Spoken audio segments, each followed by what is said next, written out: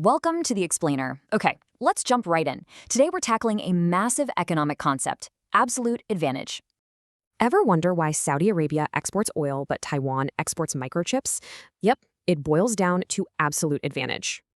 Simply put, it's just being able to produce a good or service way more efficiently than anyone else.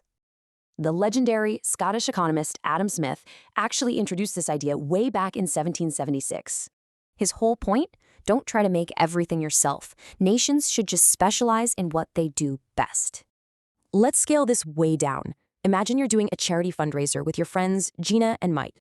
So, in exactly 1 hour, Gina can pump out 5 t-shirts or build 3 birdhouses. Mike's a bit slower.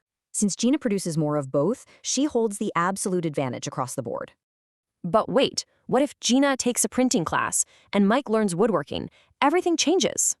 Suddenly, Gina has the absolute advantage in shirts, and Mike crushes it at birdhouses. They should totally trade.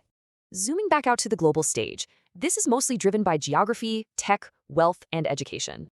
Geography lets Saudi Arabia pump oil super cheaply, while advanced tech gives Taiwan the edge in semiconductors.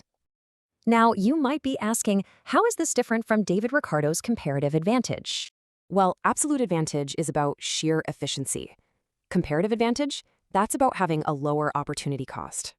So even if one country is literally the best at everything, mutually beneficial trade is still totally possible.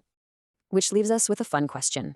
What personal or professional absolute advantages do you possess?